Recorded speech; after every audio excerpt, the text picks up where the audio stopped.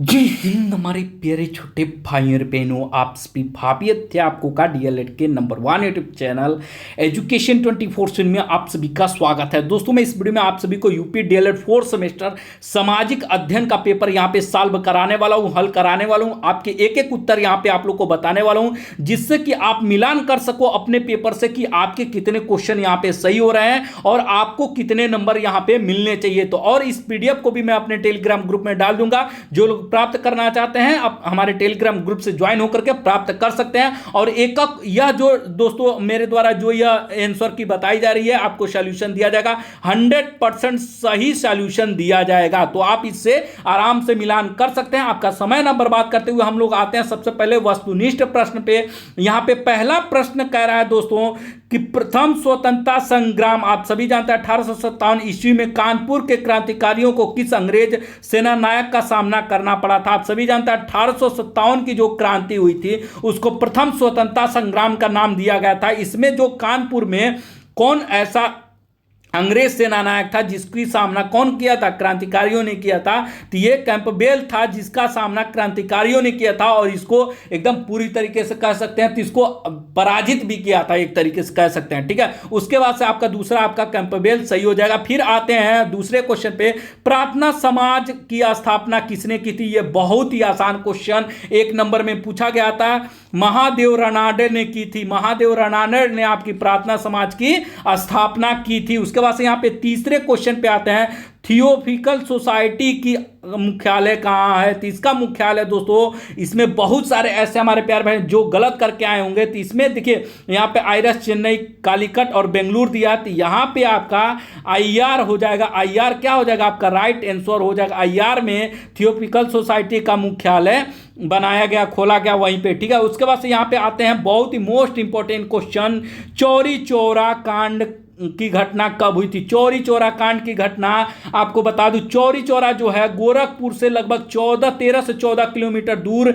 एक चौरी चौरा स्थान पड़ता है, जहां पे स्वतंत्रता संग्राम के सेनानियों ने पुलिस अधिकारियों को एक थाने में बंद कर करके थाने को आग लगा दिया था, जिसमें अंग्रेजों के बहुत सारे पुलिस अधिकारी जल करके मर गए थे। उसी कांड को चौरी चौरा कांड का नाम दिया गया था। और यह जो कांड है दोस्तों आपका 4 फरवरी 1922 में हुआ था। बहुत सारे हमारे प्यारे भाई बहन 5 फरवरी को मारे होंगे, तो उनका गलत है। और यहाँ पे मैं आप लोग को बता दूं, ये जिसने भी मुझे पेपर भेजा है, जिस भी हमारे प्यारे छोटे भाई बहन का मुझे लगता है कि इसने 5 फरवरी मारा है, तो इसका क्वेश्चन आंसर जो है गलत हो जाएगा। 4 फरवरी 1922 को हुआ था चौरी चौरा कांड। उसके बाद से आते हैं फॉरवर्ड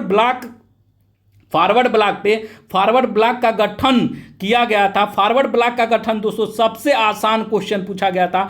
फॉरवर्ड ब्लॉक आप सभी जानते हैं कि नेताजी ने किया था। और नेताजी किसको कहते हैं, सुभाष चंद्र बोस जी को नेताजी कहते हैं। तो सुभाष चंद्र बोस जी ने ही फॉरवर्ड ब्लॉक की स्थापना की थी। उसके बाद से आते हैं छठे क्वेश्चन पे। छठा क्वेश्चन कहता है, हिंदुस्तान सोशलिस्ट रिपब्लिकन एसोसिएशन का गठन कहां किया गया था। हिंदुस्तान सोशलिस्ट रिपब्लिकन एसोसिएशन का गठन आपका नई दिल्ली यानी कि दिल्ली में किया गया था। ठीक है, यह दिल्ली में किया गया था। और उसके बाद से आते हैं कि 7वें क्वेश्चन पे, दयानंद सरस्वती 1875 में किस संस्था की स्थापना किए थे। तो यह दोस्तों बहुत ही आसान क्वेश्चन अगर देखेंगे, अगर आपको इसके बारे में भी नहीं पता होगा तो मैं आप लोग को बता दूं कि यह बहुत आसान क्वेश्चन आपके पेपर में पूछा गया है। तो आप सभी यह जान जाइए, मैं बता दे रहा हूं, फिर भी आप कमेंट करके बताइएगा।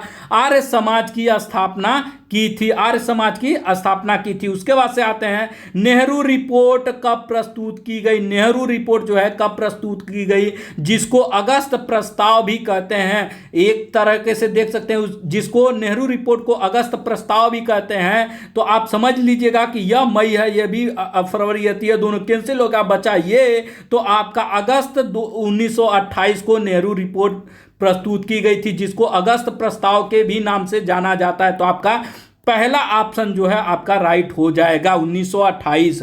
यूरेनियम उत्तर प्रदेश के किस जिले में पाया जाता है?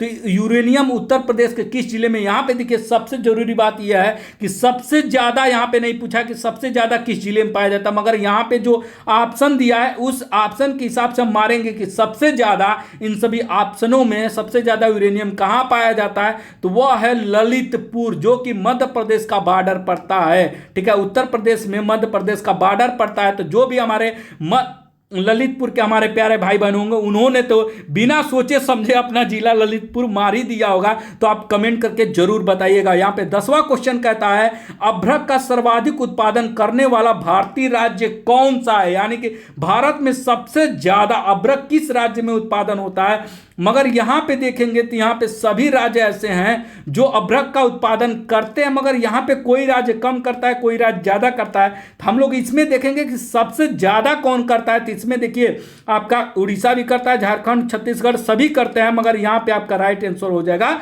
उड़ीसा, क्योंकि उड़ीसा जो है सबसे ज्यादा अभ्रक का उत्पादन करता है इन चारों ऑप्शनों के हिसाब से। ठीक है, उसके बाद से 11वें क्वेश्चन पे आते हैं। 11वां क्वेश्चन दोस्तों मोस्ट इंपॉर्टेंट जनजात से पूछा गया था कि बुक्सा जनजाति उत्तर प्रदेश के किस जनपद में निवास करती है? तो जो बुक्सा होती है दोस्तों उत्तर प्रदेश के बिजनौर जिले में यह निवास करती है। बिजनौर जनपद में बुक्सा जनजाति निवास करती है। मगर यहीं पे अगर थारू पूछा होता, थारू पिछले बार यूपी टेट में पूछा था, तो थारू जो है गोरखपुर में निवास करती है। उत्तर प्रदेश के गोरखपुर में क्या निवास करती है? थारू जनजाति। मगर यहाँ पे बुक्सा पूछा है तो बुक्सा आपका बिजनौर हो जाएगा। ये आपके यूपी टेट के लिए भी मोस्ट इंपोर्टेंट ये सारे क्वेश्चन है। उसके बाद से कैंगा परमाणु ऊर्जा उत्पादन केंद्र भारत के किस प्रदेश में स्थित है? अभी दोस्तों 3-4 दिन पहले यहां से एक सफल परीक्षण, मिसाइल का सफल परीक्षण किया गया है। तो यह जो है दोस्तों कर्नाटक में आपका पड़ता है। कहां पड़ता है? कर्नाटक में। तो आपका राइट आंसर हो जाएगा कर्नाटक 12वें का। और 13वां क्वेश्चन कहता है कि योजना आयोग के स्थान पर नीति आयोग स्थापित हुई थी। यानी कि जो योजना आयोग था, जो पंचवर्षीय योजना आयोग था, उसको खत्म करके नीति आयोग लाया गया था। उसकी स्थापना कब की गई थी? मोदी जी के द्वारा, माननीय प्रधानमंत्री नरेंद्र मोदी जी के द्वारा वर्ष 2015 ईस्वी में योजना आयोग के जगह पे नीति आयोग बनाया गया था। तो आपका ऑप्शन नंबर 2 रहा, 2015 आपका सही हो जाएगा। उसके बाद से आते हैं 14वें क्वेश्चन पे। 14वां क्वेश्चन यहां पे देखिए दोस्तों, कहता है भारत के संदर्भ में विविधताओं को किन रूपों में वर्गीकृत किया जाता है? यहाँ पे देखिए सामाजिक विविधता के में एकता, आप सभी जानते हैं, हम कहते हैं हमारे देश में अलग तरीके से यहाँ पे सामाजिक विविधता बहुत है, मगर हम क्या हैं? एकजुट हैं कि नहीं है? जब भी देश की बात आती है तब हम सब लोग एकजुट हो जाते हैं। राजनीतिक विविधता है, आप देखते हैं राजनीतिक पार्टियों की, मगर हम फिर भी एक होते हैं कि नहीं होती? ये भी आपका सही हो जाएगा, पहला भी सही हो जाएगा। भौतिक विविधता, आप सभी जानते हैं यहाँ ठंडी है, अभी चले जाएंगे आपका शिमला में तो वहाँ आपको सॉरी दोस्तों, अपने यहाँ उत्तर प्रदेश में गर्मी है, अभी शिमला में चले जाएंगे वहाँ ठंडी है। गोवा मुंबई में जाएंगे हमेशा गर्मी पड़ती रहती है। तो भौगोलिक दृष्टि से भी विविधता है, मगर हम लोग के अंदर क्या है? एकता है। तो अब मगर चौथा, ये तीनों ऑप्शन सही है, मगर चौथा ऑप्शन क्या दिया? उपरोक्त सभी। तो आपका राइट आंसर क्या हो जाएगा? उपरोक्त सभी हो जाएगा। उसके बाद 15वें क्वेश्चन पे आता है। 15वां क्वेश्चन कहता है दोस्तों, यहाँ पे 15वां क्वेश्चन कह रहा है संयुक्त राष्ट्र सुरक्षा परिषद में कुल अस्थाई सदस्य कितने हैं? यहाँ पे ध्यान दीजिएगा, अस्थाई सदस्य पूछा है तो आपका 5 सदस्य हो जाएंगे। अस्थाई सदस्य में 5 आपके सदस्य हैं, अस्थाई सदस्य। ठीक है, तो आपका ऑब्जेक्टिव टाइप के क्वेश्चन खत्म हो चुके हैं। और अब आपको जो है, अब आगे आपको क्या करना है? कमेंट करके बताना है कि आपके 15 ऑब्जेक्टिव में आपके कितने सही हो रहे हैं। ठीक है, और अब आते हैं 1857 की क्रांति की शुरुआत कहां से की गई थी? अभी अगर आप ध्यान से अगर ऑप्शन पढ़ेंगे तो आपको इसका आंसर मिल जाएगा। आपके 15 जो ऑब्जेक्टिव टाइप के क्वेश्चन थे उसी में इसका आंसर है, आपको कहीं जाने की जरूरत नहीं है, उसी में एक तरीके से आप समझ सकते हैं इसका आंसर है। तो आप कमेंट करके इसका आंसर 16वें का जरूर से जरूर बताइएगा जितने लोग हैं। वेदों की ओर लौट लौटो का नारा किसने दिया था? यह भी बहुत ही आसान क्वेश्चन है। वेदों की ओर लौटो का नारा किसने दिया था? आप सभी जानते हैं, इसमें आप बताने की जरूरत नहीं है। अब इतनी छोटी छोटी चीजें मैं आपको बताऊं तो रह क्या जाएगा? तो आप लोग नीचे कमेंट करके बताइएगा। आप सभी लोग, जितने लोग इस वीडियो को देख रहे हैं, जितने भी हमारे प्यारे भाई बहन हैं, वेदों की ओर लौटो का नारा किसने दिया था? आप सभी को क्या करना है? कमेंट करके बताना है। उसके बाद से अगले क्वेश्चन पे हम लोग चलते हैं। अगला क्वेश्चन क्या कहता है उसमें हम लोग देख लेते हैं, ठीक है। उससे पहले अगर कहिए तो मैं आप लोग को एक बार बता भी दूं, ठीक है। कमेंट करके पूछ लीजिए तो मैं आप लोग को बता दूं, ठीक है। नहीं तो बाद में आप लोग कहेंगे कि सर आपने बताया नहीं। चलिए बता दे रहा हूं एक एक क्वेश्चन करके। यह जो है बैरकपुर से शुरू किया गया था। 16वां जो है बैरकपुर से शुरू किया गया था और स्वामी दयानंद सरस्वती जी ने ही नारा दिया था कि वेदों की ओर लौटो, ठीक है। और जलियांवाला बाग हत्याकांड कब और कहां हुआ था? तो आप सभी जानते हैं जलियांवाला बाग जो हत्याकांड था 13 अप्रैल 1919, 13 अप्रैल, एक सेकंड लिखने में, 13 अप्रैल, 13 अप्रैल अप्रैल 1919 में कहाँ हुआ था? अमृतसर में हुआ था। कहाँ हुआ था? अमृतसर में। और जलियांवाले बाग हत्याकांड में क्या हुआ था? जनरल ओ डायर था जिसने क्या किया था? जलियांवाला बाग, जैसे जलियांवाला बाग एक बगीचा है जहां पे क्रांतिकारी, हमारे भारतीय स्वतंत्रता संग्राम के क्रांतिकारी वहां पे इकट्ठा हो रहे थे और अपने मीटिंग कर रहे थे। और उसी समय जनरल डायर ने वहां पहुंच गया और गोली चलाने का आदेश दे दिया, जिसमें हमारे बहुत सारे हमारे पूर्वज वहां पे मारे गए थे।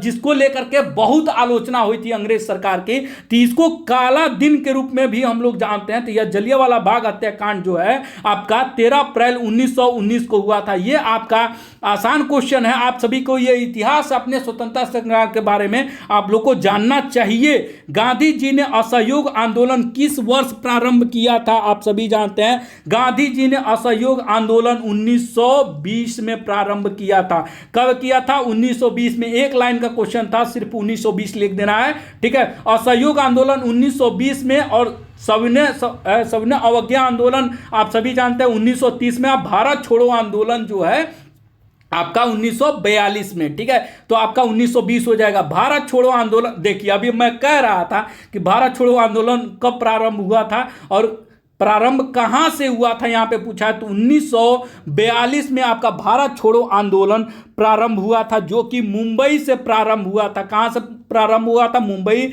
जिसका पहले नाम बंबई के नाम से जिसको जाना जाता था, ठीक है। तो बंबई भी आप लिख सकते हैं, मुंबई भी आप लिख सकते थे, ठीक है। उत्तर प्रदेश के लोकसभा व राज्यसभा की कितनी सीटें हैं? उत्तर प्रदेश में लोकसभा और राज्यसभा की कितनी सीटें हैं? तो उत्तर प्रदेश में लोकसभा की 80 सीटें हैं पूरे उत्तर प्रदेश में और राज्यसभा की 31 सीटें हैं। तो आप आराम से लिख सकते थे। चिपको आंदोलन का किस क्षेत्र में महत्वपूर्ण योगदान रहा? यह तो एकदम आसान क्वेश्चन है। चिपको आंदोलन दोस्तों यह जो है पेड़ बचाओ, वृक्ष बचाने के लिए किया गया था, ठीक है। वृक्ष बचाने के लिए किया गया था चिपको आंदोलन, ठीक है। किसके लिए किया गया था? वृक्ष बचाने के लिए, यानी कि जो पेड़ों की कटाई हो रही थी उसको रोकने के लिए किया गया था। और यह मुख्य रूप से जानते हैं आपका उत्तराखंड और मध्य प्रदेश में शुरू हुआ था, जहां पे जब भी पेड़ को काटने कोई जाता था तो जो क्रांतिकारी होते थे, जो यह योजना चलाए थे चिपको आंदोलन, वो पेड़ से जाके लिपट जाते थे, कहते थे पहले मुझे काटो फिर पेड़ को काटो। तो वही है चिपको आंदोलन, जिसके बाद से यह आपका शुरू हुआ था, ठीक है। तो पेड़ काटने से संबंधित था, ठीक। उसके बाद से विश्व ओजोन दिवस कब मनाया जाता है? ये सब दोस्तों बहुत ही आसान क्वेश्चन आपका पूछा गया था, जो कि विश्व ओजोन दिवस 16 सितंबर को आपका मनाया जाता है। कब मनाया जाता है? 16 सितंबर। 2011 की जनगणना के अनुसार सर्वाधिक साक्षरता वाला राज्य कौन सा है दोस्तों? तो सर्वाधिक साक्षरता वाला राज्य आपका कौन सा हो जाएगा? केरल हो जाएगा। आप सभी जानते हैं केरल में सबसे ज्यादा साक्षरता है, तो आपका क्या हो जाएगा? केरल हो जाएगा 2011 की जनगणना के अनुसार, ठीक है। उत्तर प्रदेश में सबसे न्यूनतम जनसंख्या घनत्व वाला जिला कौन सा है? तो यह आपका ललितपुर हो जाएगा। ललितपुर में सबसे कम जनसंख्या वाला घनत्व वाला जिला है, जो कि ललितपुर से 2 क्वेश्चन आपके एग्जाम में पूछे जा चुके हैं। तो ललितपुर वाले हमारे छोटे प्यारे भाइयों बहनों का 2 नंबर तो पक्का हो ही गया होगा, उनके लिए तो बल्ले बल्ले है, एक तरीके से कह सकते हैं। उसके बाद से 26वां क्वेश्चन कहता है कर्क रेखा भारत के किन 8 राज्यों से होकर गुजरते हैं, इनमें से एक राज्य का नाम लिखिए। अब देखिए यहां पे सिर्फ एक राज्य का नाम पूछा है, इतना मतलब एक राज्य आराम से लिख सकते थे, झारखंड लिख सकते थे, त्रिपुरा लिख सकते थे, मिजोरम लिख सकते थे, कोई भी आप लिख सकते थे। अगर आप मित्र पर गमछा झार वो तो सुने होंगे, अगर नहीं सुने होंगे तो आप झारखंड भी लिख सकते थे, मिजोरम भी लिख सकते थे, और आप जो है त्रिपुरा भी लिख सकते थे। तो आप कोई एक राज्य लिख सकते थे, यहां एक राज्य की बात की गई है, ठीक है। तो आप एक राज्य 8 में से एक लिख सकते थे। सेरीकल्चर क्या है? सेरीकल्चर दोस्तों बहुत ही आसान क्वेश्चन पूछा गया था। सेरीकल्चर जो है रेशम से संबंधित है, रेशम से संबंधित है, जैसे कि रेशम आप सभी जानते हैं जो धागा होता है उससे संबंधित है, ठीक है। तो अब आते हैं 28वें क्वेश्चन पे। 28वां कहता है 2011 की जनगणना के अनुसार भारत का लिंगानुपात कितना है? बहुत मतलब इतना आसान क्वेश्चन पूछा गया। अगर 1000 पुरुष पे 943 महिलाएं का लिंगानुपात है, 1000 संबंधे 943 आप लिख देते, बस इतना आपको नंबर पक्का है मिल जाता, ठीक है। और उसके बाद से यहाँ पे 29वां क्वेश्चन करता है भारत कला भवन कहाँ स्थित है? भारत कला भवन आपका कहाँ स्थित है? जो हमारे बनारसी वाले भैया लोग होंगे, जो हमारे छोटे प्यारे भाई बहन बनारसी वाले होंगे, उनके लिए तो बल्ले बल्ले है। बनारस से क्वेश्चन यहाँ पे आ चुका है, पहले प्रयागराज से क्वेश्चन आया था फर्स्ट पेपर में, अब यहाँ पे बनारस से क्वेश्चन दिया है, तो बनारस में आपका है, ठीक है। कला भारतीय जो है बनारस में है, जो कि आप जब सभी जानते हैं, जो कला की बात करें, जो ड्राइंग की बात करें, जो हथकरघा होता है, इन सब की बात करें तो सबसे ज़्यादा ये कहाँ होता है? बनारस में होता है, ठीक है। तो बनारस है। अब देखिए 30वां क्वेश्चन यहाँ पे क्या कहता है, संयुक्त राष्ट्र संघ का मुख्यालय कहाँ स्थित है? संयुक्त राष्ट्र, अगर आप कॉम्पिटिटिव एग्जाम की तैयारी करते हो तो आपके लिए सबसे इंपॉर्टेंट, आपके भविष्य के लिए सबसे इंपॉर्टेंट क्वेश्चन है। और संयुक्त राष्ट्र का मुख्यालय आप सभी जानते होंगे, संयुक्त राष्ट्र का मुख्यालय कहां है? न्यूयॉर्क में, ठीक है। कहां स्थित है? न्यूयॉर्क में, जो कि अमेरिका में पड़ता है। तो यह आपके लिए आपके आसान क्वेश्चन, एक एक नंबर के जितने क्वेश्चन थे मैंने आप लोग को करा दिया। अब आते हैं लघु उत्तरी के तरफ। यहां पे क्वेश्चन पूछा गया था 1857 ईस्वी में स्वाधीनता संग्राम में तत्कालीन कारण क्या थे? तो आप सभी जानते हैं 1857 के लिए सबसे पहले सैनिक विद्रोह कह दिया गया था कि जो कारतूस थी उसमें गाय का मांस और सुअर का मांस मिलाया जाता था। उसके बाद से जो राजा होते थे उनका सारा धन दौलत लूट लिया गया, उनका राजपाट खत्म कर दिया गया। ये सभी तत्कालीन कारण थे, ठीक है। भारत में होने वाला नव जागरण पर प्रकाश डालिए। भारत छोड़ो आंदोलन के महत्व बताइए। भारत छोड़ो आंदोलन जो है 1942 में शुरू हुआ था, महात्मा गांधी जी ने शुरू किया था कि अंग्रेज यहां से भारत छोड़ के जाओ, ठीक है। आप लिख सकते थे भारतीय राष्ट्रीय आंदोलन में सुभाष चंद्र बोस की भूमिका क्या थी? आप सभी जानते हैं नेताजी की भूमिका को कभी भुलाया नहीं जा सकता है, और नेताजी ने क्या क्या किया है हम लोगों के लिए हम सभी जानते हैं। इसीलिए नेताजी के बहुत ही महत्वपूर्ण, नेताजी से यहाँ जबकि 2 क्वेश्चन यहाँ पे पूछा गया, यहाँ पे एक क्वेश्चन और 2 नंबर में, और एक आपका ऑब्जेक्टिव में भी क्वेश्चन पूछा गया। भूकंप उद्गम केंद्र और भूकंप अधिकेंद्र में अंतर, आप दोनों में अंतर आराम से लिख सकते थे, कोई मतलब टफ क्वेश्चन नहीं पूछा गया था। तो आपके लिए दोस्तों आपके सभी क्वेश्चन आप यहां पे कंप्लीट हो चुके हैं, 35 के 35 क्वेश्चन यहां पे कंप्लीट हो चुका है। तो आपका पेपर जो है दोस्तों एक तरीके से देखेंगे तो इजी ही क्वेश्चन आया हुए हैं, जितने क्वेश्चन आए हुए हैं इजी क्वेश्चन आए हुए हैं। तो मैंने आपके पेपर को पूरा यहां पे सॉल्यूशन करा दिया है। तो आप सभी लोग इस वीडियो को अपने सभी प्यारे भाई बहन के साथ शेयर जरूर कर दीजिए, और कमेंट में आप लोग जरूर बताइए कि आपके कितने ऑब्जेक्टिव सही हो रहे हैं और आपने एग्जाम में कितना क्वेश्चन करके आए हुए हैं।